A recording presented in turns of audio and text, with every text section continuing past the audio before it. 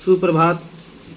मैं डॉक्टर दिनेश पाल, सहायक प्राध्यापक हिंदी विभाग, नंदलाल सिंह महाविद्यालय, जैतपुर, दाऊदपुर, सारण। मैं आज आप सभी के सामने बीच एक कविता पर बातचीत करना चाहता हूँ। एक ऐसी कविता जो बीए पार्ट 1 के सब्सिडरी विषय हिंदी, जो हिंदी रचना है, उसमें शामिल किया गया है।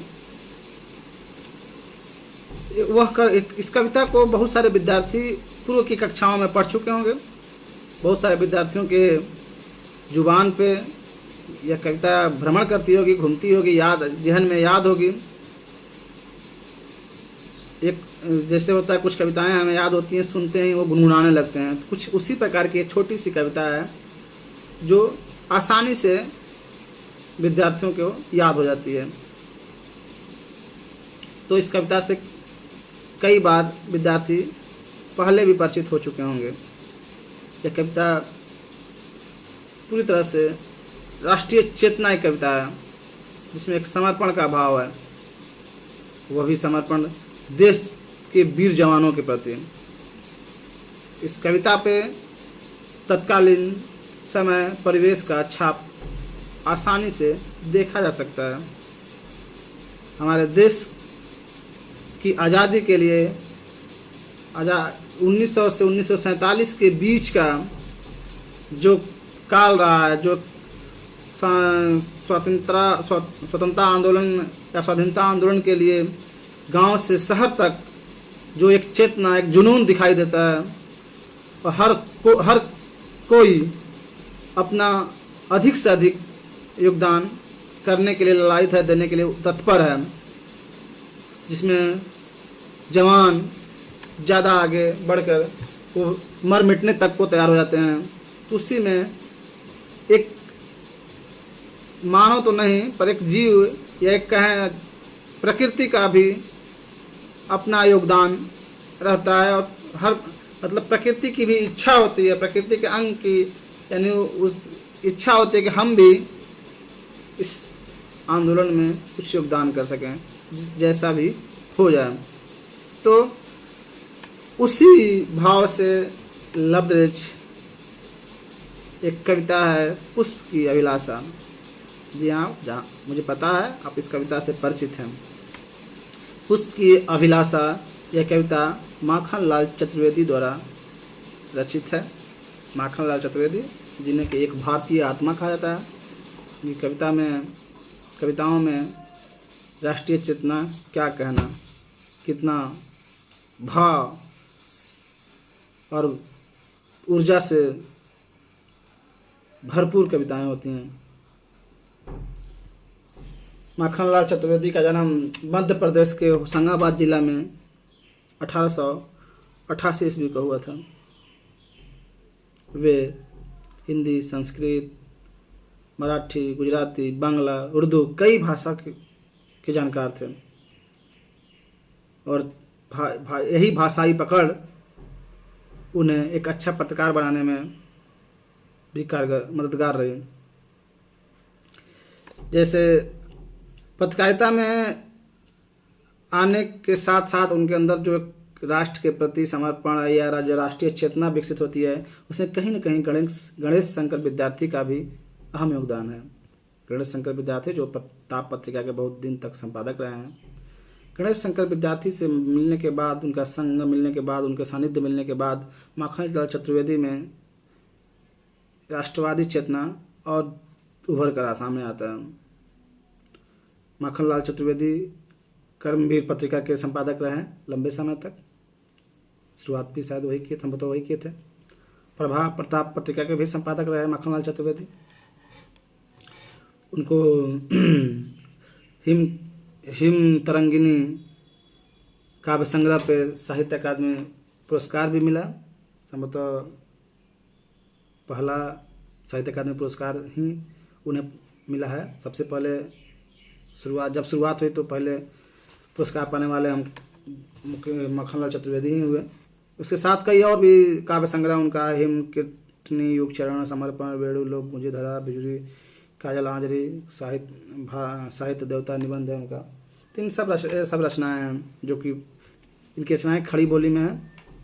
यह द्विवेदी युग और छायावाद युग के जो दौर का जो समय रहता है, उसी समय यानी कह सकते हैं द्विवेदी युग के बाद या द्विवेदी युग के अंतिम चरण में लगभग वो इनकी कविताएं आना शुरू आती हैं। उसी साथ इनके समकालीन कवियों में छायावादी कवि को भी हम देख सकते हैं, और सुभद्रा कुमारी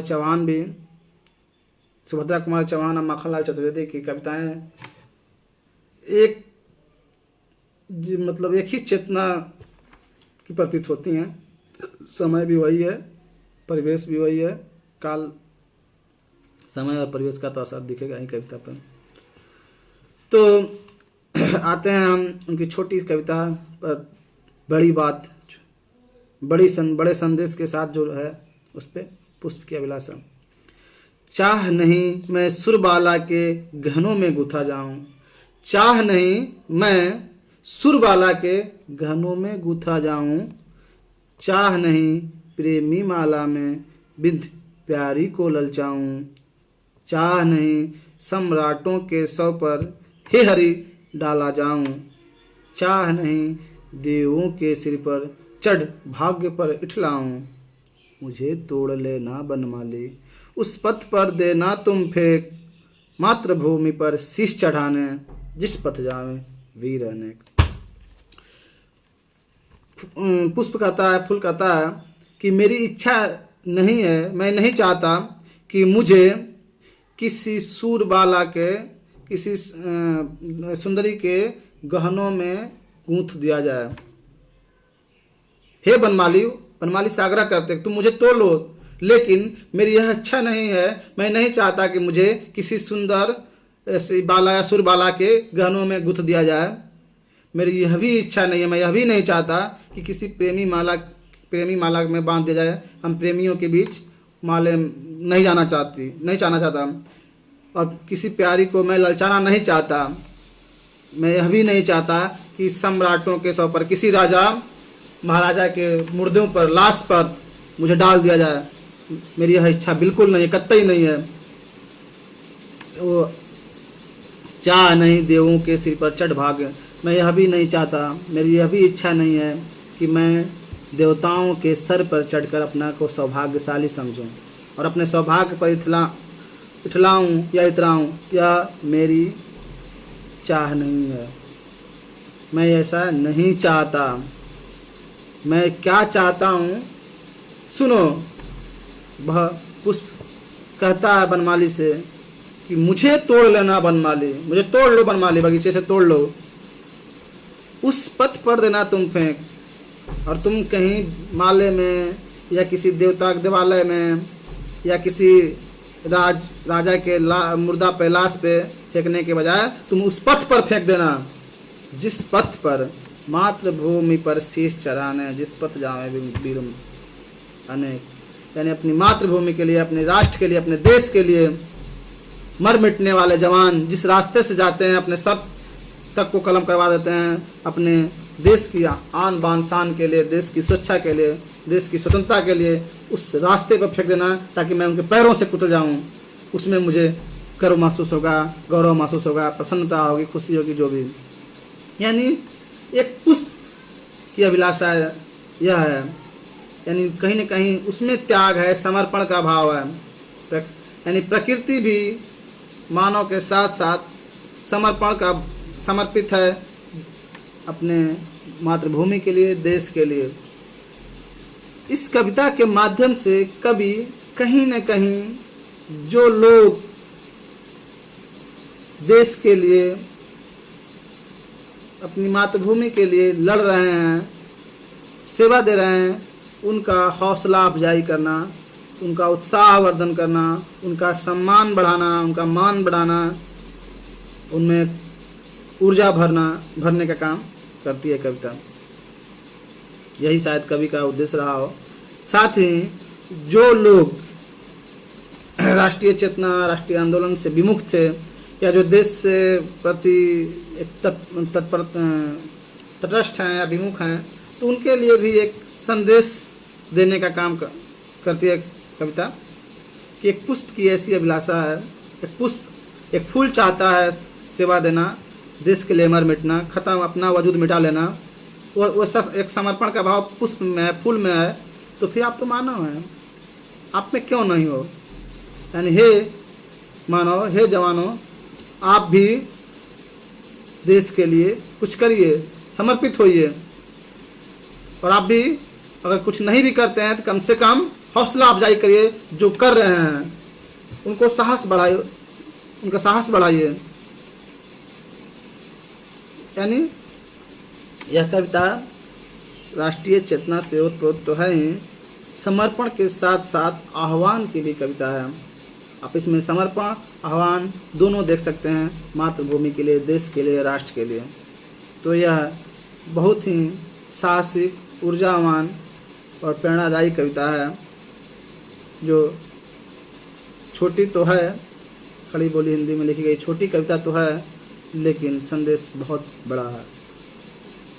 और इसका यह कविता इतना लयात्मक है कि हर विद्यार्थी के जुबान पर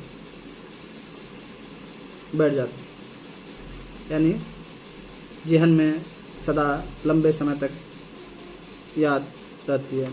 धन्यवाद।